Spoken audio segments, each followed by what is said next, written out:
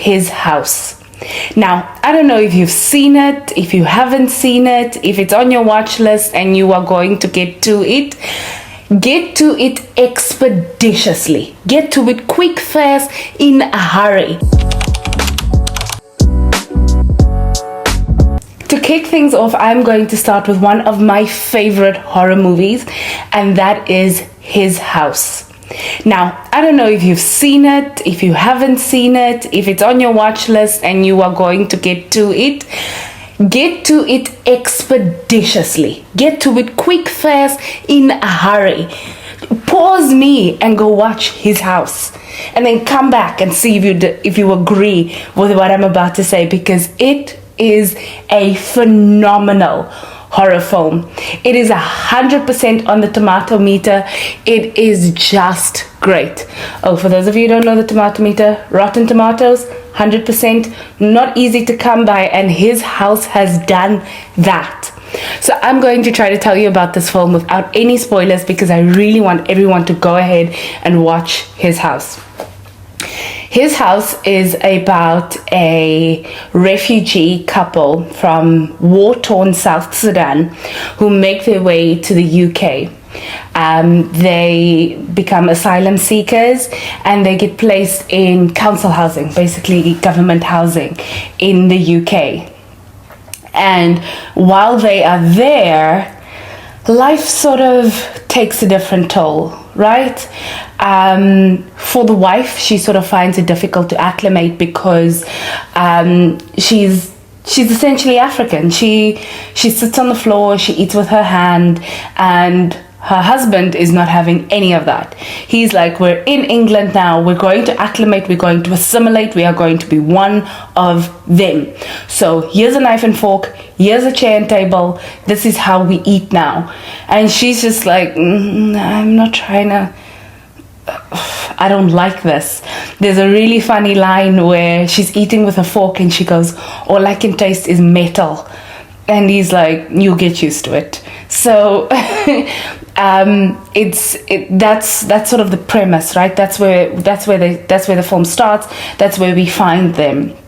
And then, of course, as every horror goes, they start experiencing the sort of haunting in their house, as you will.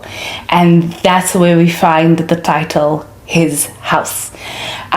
Because the husband is so hell-bent on becoming English, on assimilating, on their lives now becoming day-to-day UK citizen lives.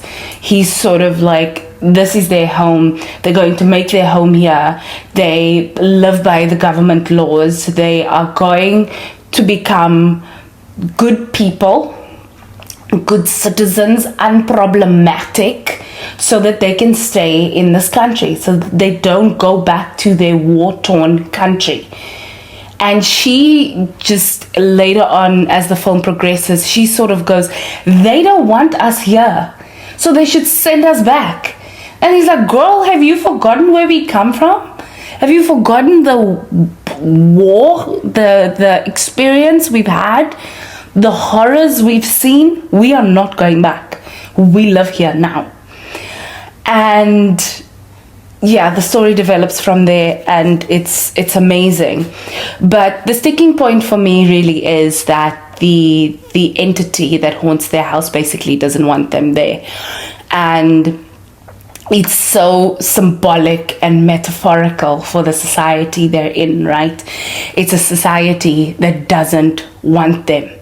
It's a society they don't fit into. It's really, they've escaped horrors, they've made it through so much, and just want to basically live, just want to be safe and alive.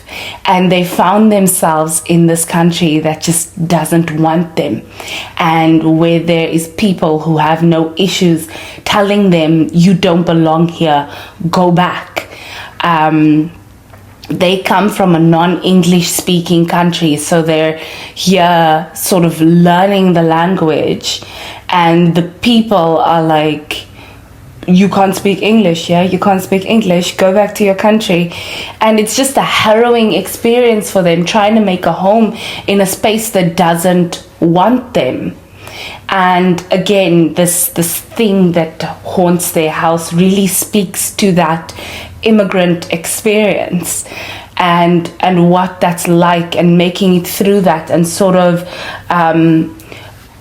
trying to continuously say, but like, I belong here, even when you feel like you don't belong here. It's really, oh, it's so good. It's such a good horror film. The shots in that film is insane. It's insanely beautiful shots. The scene sequences that they use for the Sudan scenes, these war scenes, it's gorgeous. It's absolutely stunning. It's striking in its horror.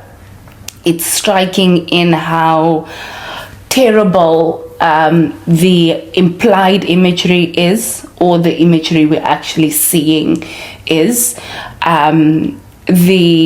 You can tell that the director really, there was, and this is true for a lot of films, right? For most films, really, there is something to say when they are making these films. So there's really attention to detail in every shot that he has, that he's chosen, and in the color grade that he's chosen. When they move to the UK, it's all grey. It's all grey. The house is a council house. It's just in a terrible condition. It's in a terrible condition, and it's so funny. One of the throwaway lines that basically the immigration officer tells him is like, be one of the good ones. And it's like, jeez, okay. But yeah, it's really just their experience, and the horror aspect is this entity, but the entity speaks to something so much bigger than just something that haunts their house, really. So his house it's brilliant. It's brilliant. I cannot stress enough how much I want people to see it, because I just want to be able to talk about it with spoilers. I won't do that today, but it's a brilliant film.